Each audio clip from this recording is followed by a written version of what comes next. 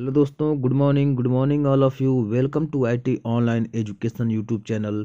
दोस्तों, इस चैनल पर सभी प्रकार के कॉम्पिटिटिव एग्ज़ाम की तैयारी कराए जाते हैं, like SSC GD, UPP, UPSI, C TET, UP TET और भी जो भी कॉम्पिटिटिव एग्ज़ाम होते हैं उन सभी एग्ज़ाम की तैयारी कराया जाता है। ठीक है दोस्तों, तो हमारे चैनल पर बहुत से फैकल्टी मेंबर जुड़ करके आपको फ्री ऑफ कास्ट क्लासेस देते हैं और नोट्स प्रोवाइड करते हैं, पीडीएफ प्रोवाइड करते हैं। तो देर किस बात की और किसका इंतज़ार, आज ही सपोर्ट करें और आज ही चैनल को ज्वाइन करें, सब्सक्राइब करें, लाइक करें, शेयर करें और बेल आइकन दबाकर ऑल नोटिफिकेशन कर लें ताकि हर वीडियो का अपडेट आपको टाइमली मिलता रहे।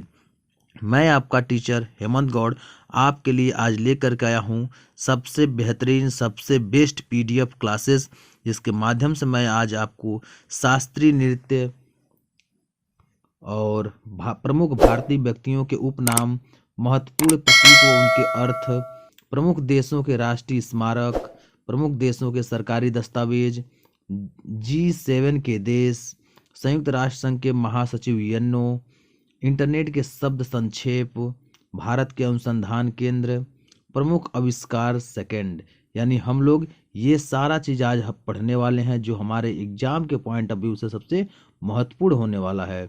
दोस्तों, देर किस बात की और किसका इंतज़ार, अभी सब्सक्राइब करें IT online education YouTube channel, जिस पर आपको सभी फैकल्टी मेंबर जुड़ कर के क्लासेस दे रहे हैं। तो चलिए हम लोग बिना देर किए हुए क्लासेस को स्टार्ट करते हैं और आपको ये सारे पॉइंट को बताते हैं, समझाते हैं और फिर आगे बढ़ते हैं।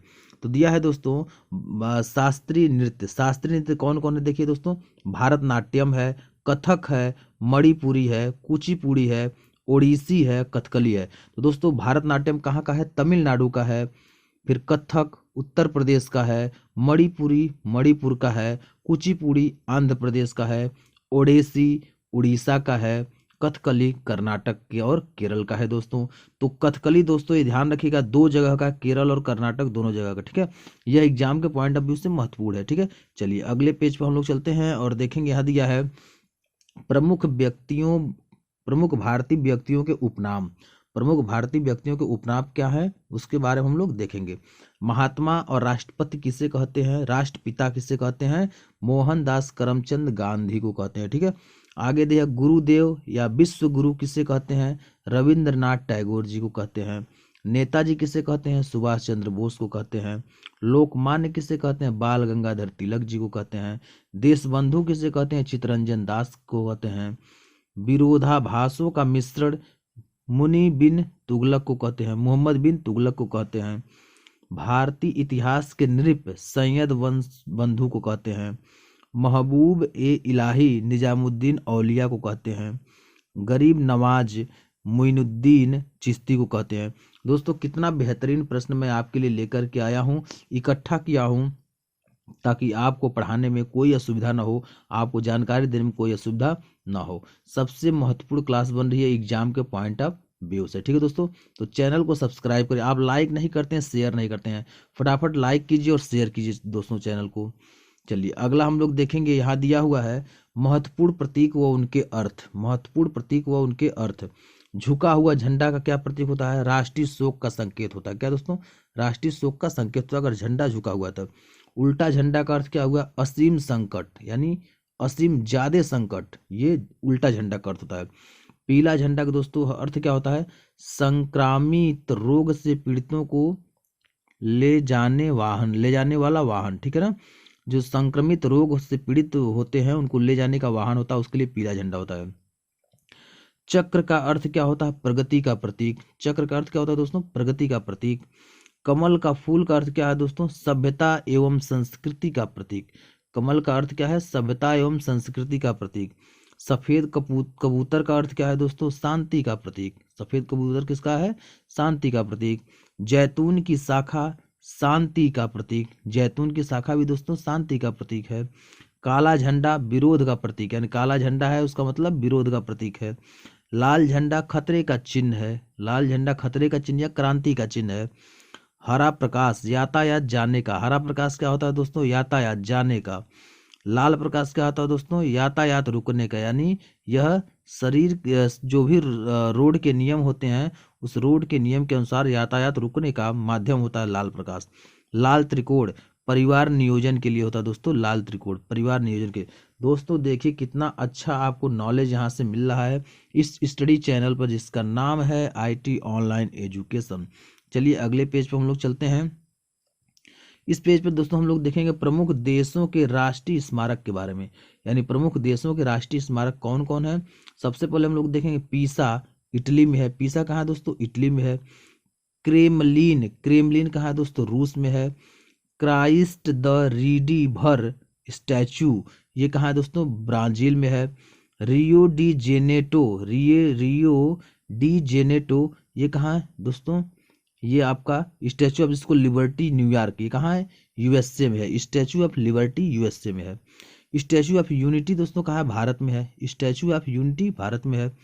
इंपीरियल पैलेस टोक्यो जापान में है दोस्तों। टोक्यो की राजधानी जापान, जापान की राजधानी टोक्यो, जापान की राजधानी कहाँ है, टोक्यो है, ठीक है। आगे दिया है पार्थेनान, पार्थेनान दोस्तों कहाँ है, यूनान में है। पार्थेनान कहाँ है, यूनान में है। गीजा, गीजा मिस्र देश में है, गीजा मिस्र देश में है। एफिल टावर कहाँ है दोस्तों, फ्रांस में है। एफिल टावर कहाँ है दोस्तों, फ्रांस में है। पवन चक्की कहाँ है दोस्तों, डेनमार्क में है। पवन चक्की कहाँ है दोस्तों, डेनमार्क में है। विशाल दीवार चीन, यानी विशाल दीवार यानी सबसे बड़ी दीवार किसे कहते हैं, चीन कहते हैं, ठीक है। तो दोस्तों बहुत ही अच्छा क्लासेस चल रहा है फुली इंटरटेनमेंट के साथ। आज दोस्तों स्वामी विवेकानंद जी का जन्म दिवस है। 12 जनवरी सन 1863 को उनका जन्म हुआ था। वह एक प्रगाढ़ विद्वान थे, बहुत ही अच्छे वेदों के ज्ञाता थे, जिन्होंने भारत का बिगुल, भारत का विद्वता जा करके अमेरिका के शिकागो शहर में किया। उनका एक ही वचन है, वह वचन है उठो जागो और तब तक ना रुको जब तक कि लक्ष्य की प्राप्ति ना हो जाए। तो दोस्तों आप अपने मेहनत को दृढ़तापूर्वक कीजिए, आप आने वाले समय में जरूर सक्सेस होंगे। सफलता उन्हीं को मिलती है जो लोग मेहनत करते हैं। तो आप मेहनत कीजिए, मेहनत के बल पर आप सफल जरूर होंगे, ठीक है। चलिए अब हम लोग चलते हैं अगले पेज पर और देखते हैं अगला प्रश्न दिया है दोस्तों प्रमुख देशों के सरकारी दस्तावेज, यानी जो प्रमुख देश हैं यानी अन्य जो देश हैं उनके सरकारी दस्तावेज क्या हैं। ग्रीन बुक को दोस्तों क्या कहते हैं, इटली फॉर ईरान के राजकीय, यानी इटली और ईरान के राजकीय बुक का नाम ग्रीन बुक है। व्हाइट बुक दोस्तों क्या है, पुर्तगाल फॉर चीन व जर्मनी, पुर्तगाल चीन और जर्मनी का है। ब्लू बुक ये ब्रिटिश सरकार का, ब्लू बुक कहाँ का है दोस्तों, ब्रिटिश सरकार का है। ऑरेंज बुक नीदरलैंड सरकार का है, ऑरेंज बुक नीदरलैंड सरकार का है। येलो बुक फ्रांस सरकार का है, येलो बुक कहाँ का है, फ्रांस सरकार का। व्हाइट पेपर दोस्तों ब्रिटेन और भारत का है, कहाँ का, ब्रिटेन और भारत का है व्हाइट पेपर। ग्रे बुक दोस्तों, ग्रे बुक बेल्जियम का है, कहाँ का है, बेल्जियम का। ग्रे बुक कहाँ का है, बेल्जियम का। देखिए दोस्तों कितना अच्छा आपको नॉलेज इस PDF के माध्यम से मिल रहा है, इस वीडियो के माध्यम से मिल रहा है। सपोर्ट करें दोस्तों, फटाफट चैनल को सब्सक्राइब करें, लाइक करें, शेयर करें और बेल आइकन दबाकर ऑल नोटिफिकेशन कर लें ताकि हर वीडियो का अपडेट आपको टाइमली मिलता रहे। चलिए अगला प्रश्न हम लोग देखते हैं। इसमें दिया है G7 देशों, यानी कौन कौन से G7 देश जो हैं सदस्य हैं, ठीक है। सबसे पहले अमेरिका है, फिर फ्रांस है, इटली है, इंग्लैंड है, जर्मनी है, कनाडा है, जापान है। देखिए अमेरिका औद्योगिक रूप से विकसित देश है, जो अमेरिका है यह औद्योगिक रूप से विकसित देश है। फ्रांस ये प्रथम शिखर सम्मेलन 1975 पेरिस में शामिल हुआ था। इटली 1976 ईस्वी में कनाडा एंड इटली जुड़े, यानी 1976 में कनाडा और इटली जुड़े हुए थे, ठीक है। रूस इसका 8वां सदस्य बना, रूस जो है इसका 8वां सदस्य बना है 1976 में। कोई मुख्यालय नहीं, यानी इसका कोई मुख्यालय नहीं है G7 का, ठीक है दोस्तों। तो कोई मुख्यालय नहीं, यह दोस्तों बहुत अच्छा प्रश्न आपके लिए बन रहा है एग्जाम के पॉइंट ऑफ व्यू से। चलिए अगले पेज पर हम लोग चलते हैं और देखते हैं। संयुक्त राष्ट्र संघ के महासचिव जिसको UN बोलते हैं, लिग्वे ली कहाँ के हैं दोस्तों, नार्वे के हैं। ये 1946 से 1952 में थे। डाग हैमशेल्ड ये स्वीडन के हैं, 1953 से 1961 के बीच। यू थांट ये वर्मा के हैं, ये 1961 से 1971 के बीच। कुर्तु बल्ड हाइम, कुर्तुबल्डहाइम ऑस्ट्रिया के हैं 1972 से 1981 के बीच। जेवियर पैरेज द कुयार, ये कहाँ के हैं, पेरू के हैं 1982 से 1991 तक। डॉक्टर बुतरस, ये मिस्र के हैं 1992 से 1996 तक। कोकी अन्ना, ये घाना के हैं 1997 से सन 2006 के बीच। बान की मून, दक्षिण कोरिया के हैं 2007 से 2016 के बीच। एंटोनियो गुटेरियस पुर्तगाल के हैं 2017 से अब तक हैं, ठीक है। ये यूएनओ के महासचिव हैं। एंटोनियो गुटेरियस जो है पुर्तगाल के रहने वाले हैं, 2017 से अब तक ये यूएनओ के महासचिव हैं, ठीक है दोस्तों। चलिए आगे अब हम लोग देखते हैं अगला। दोस्तों सपोर्ट जरूर कीजिए, आप लोग सपोर्ट नहीं करते हैं, फटाफट सपोर्ट कीजिए, क्योंकि इससे बेहतरीन क्लास आपका नहीं होने वाला है पूरे यूट्यूब पर। सबसे बेहतरीन मैं क्लास ले रहा हूँ जिसमें सब कुछ मिश्रण करके पढ़ा रहा हूँ, ताकि आप एग्जाम में बैठे तो इसमें से प्रश्न मिल जाए, और श्योर है कि इसमें से प्रश्न आपको मिलने ही हैं। चलिए आगे दिया है इंटरनेट के संक्षेप शब्द, यानी कुछ ऐसे होते हैं जिसको बोलते हैं short form, full form, short form, ठीक है ना। तो फुल फॉर्म भी पढ़ेंगे और शॉर्ट फॉर्म भी पढ़ेंगे, दोनों हम लोग याद कर लेंगे, ठीक है। तो DOM का फुल फॉर्म क्या होता है, डॉक्यूमेंट्री यानी document object model, document object model, ये किसका होता है, DOM का होता है। इंटर एनआईसी का फुल फॉर्म होता है internet network information centre. ISAPI का होता है इंटरनेट सर्वर एप्लीकेशन प्रोग्राम इंटरफ्रेंसी। लैन का होता है लोकल एरिया नेटवर्क, क्या होता है दोस्तों, लैन का होता है local area network. NIC network internet information centre, network internet information centre NIC का होता है। NTP network time protocol, NTP क्या होता है दोस्तों, network time protocol. PPP point two point protocol, point two point protocol. W3C क्या होता है, वर्ल्ड वाइड वेब कैसोरटियम, ठीक है। WAIS का होता है वाइड एरिया इंफॉर्मेशन सर्वर, क्या होता है, wide area information server. www क्या होता है दोस्तों, वर्ल्ड वाइड वेब, क्या होता है, वर्ल्ड वाइड वेब। WAN का होता है वाइड एरिया नेटवर्क, ठीक है दोस्तों, वाइड एरिया नेटवर्क। अब दोस्तों मैं कुछ आपको दे रहा हूं, आप इसे बताएंगे। अब यहाँ आपका लैन हो गया, लैन के बाद आप मैन का बताएंगे, मैन का क्या होता है, सैन का बताएंगे, पैन का बताएंगे, कैन का बताएंगे। यह आप दोस्तों बताएंगे, क्योंकि यह आपके एग्जाम में बन सकता है प्रश्न। लैन, मैन, कैन, सैन, पैन, ठीक है ना, ये आपको बताना होगा, क्योंकि एग्जाम के पॉइंट ऑफ व्यू से सबसे महत्वपूर्ण है, यहाँ से प्रश्न आपके बन सकते हैं, ठीक है। अब दोस्तों देखा जाए तो जो फुल फॉर्म है ये कंप्यूटर से संबंधित फुल फॉर्म है, और कुछ कंप्यूटर संबंधित फुल फॉर्म और मैं इस वीडियो के एंड में भी कराऊंगा, ठीक है, इस क्लास के एंड में कराऊंगा, ठीक है। चलिए अगले टॉपिक पे चलते हैं, देखते हैं। दिया हुआ है भारत के अनुसंधान केंद्र, यानी परमाणु 2 प्रकार के होते हैं। ये देखिए भारत के अनुसंधान केंद्र जो है वो कौन कौन से हैं उसके बारे में पढ़ेंगे, और स्थापना कहाँ हुआ है इसके बारे में पढ़ेंगे, यानी मुख्यालय, ठीक है। परमाणु अनुसंधान केंद्र और ये स्थापना, तो दिया है भाभा परमाणु अनुसंधान केंद्र कहाँ है दोस्तों, मुंबई है, कहाँ है, मुंबई। इंदिरा गांधी परमाणु अनुसंधान केंद्र कहाँ है दोस्तों, कलपक्कम में है।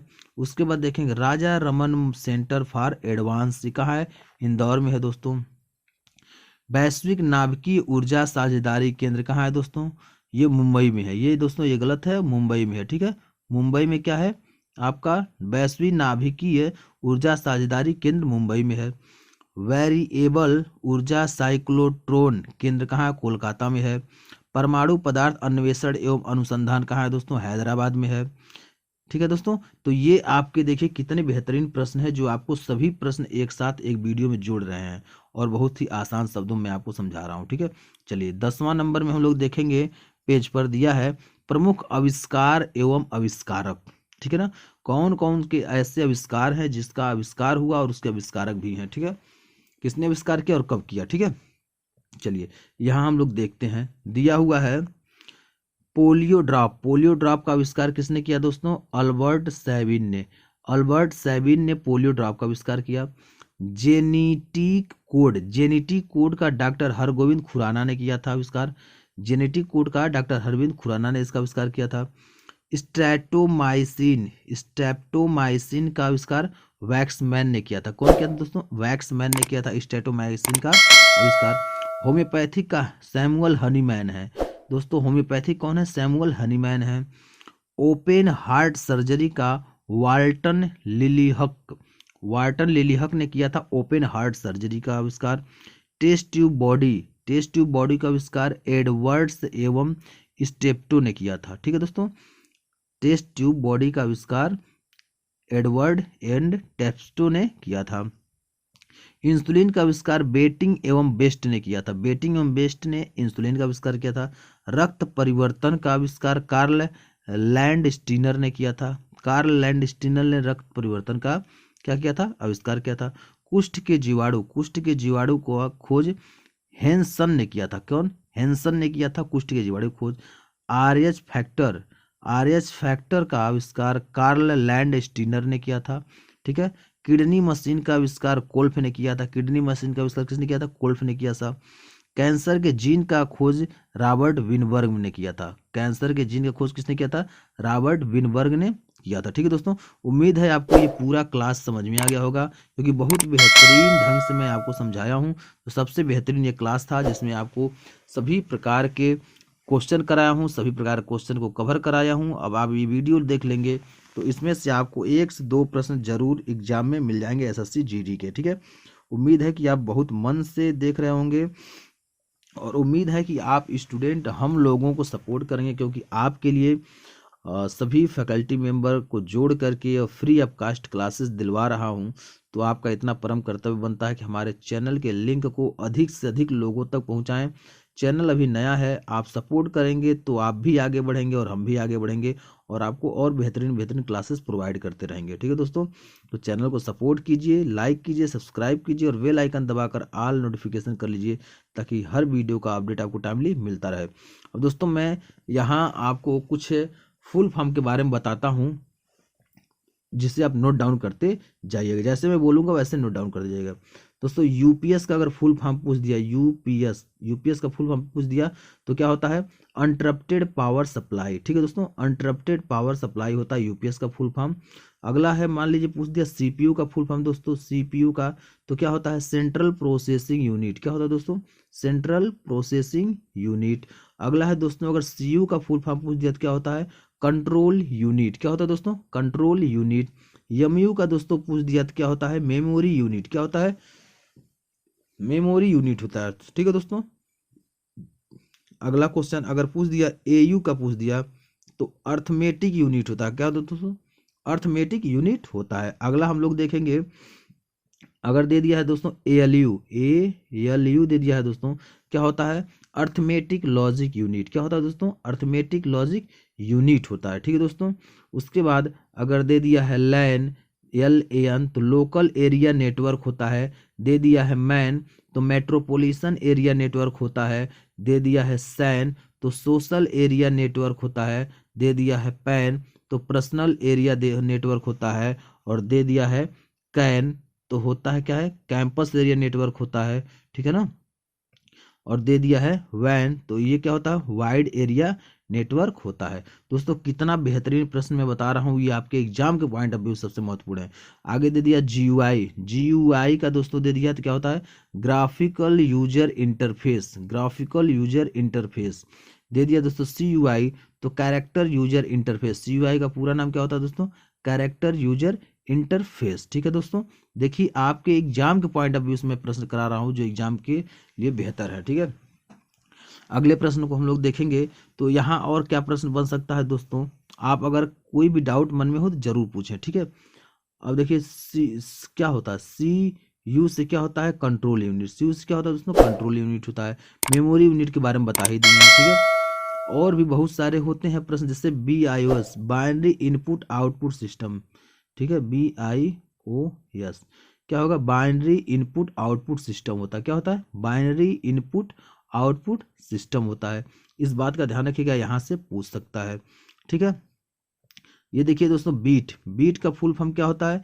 बीट का दोस्तों होता है क्या? Binary digit. क्या होता है? बाइनरी बाइनरी डिजिट होता है। ठीक है दोस्तों, बाइनरी डिजिट होता है, इस बात का आप ध्यान रखिएगा, क्योंकि एग्जाम में ये सब प्रश्न पूछे गए हैं और बार बार प्रश्न पूछे गए हैं। तो हमें क्या करना है, इस प्रश्न को अच्छे से याद कर लेना है। प्रश्न को याद कर लेंगे, प्रश्न अच्छे से तैयार कर लेंगे तो आपके एग्जाम में बेहतर होगा। ठीक है, तो दोस्तों मैं आज यहीं क्लास को एंड करता हूँ, फिर अगले क्लास में और भी प्रश्नों का संग्रह लेकर के आऊँगा और आपको बेहतरीन बेहतरीन प्रश्न कराऊंगा। तो आज क्लास को यहीं एंड करता हूँ। आज हम लोग बहुत अच्छे से युवा दिवस को सेलिब्रेट किए।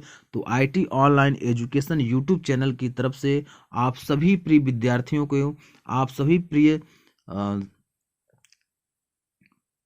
प्रतियोगी परीक्षा के परीक्षार्थियों को आईटी ऑनलाइन एजुकेशन की तरफ से बहुत बहुत साधुवाद, धन्यवाद और हार्दिक शुभकामनाएं। आप ऐसे प्रेरणा के स्रोत बनिए। आप स्वामी विवेकानंद जी के जीवनी को पढ़िए, उनसे संबंधित जो किताबें हैं उन किताबों को पढ़िए, कर्म योग को पढ़िए, ज्ञान योग को पढ़िए, इन सभी किताबों को पढ़िए, जिससे आपको पूरी रुचि मिलेगी, आपके अंदर प्रोत्साहन मिलेगा, जज्बा मिलेगा कुछ कर दिखाने का।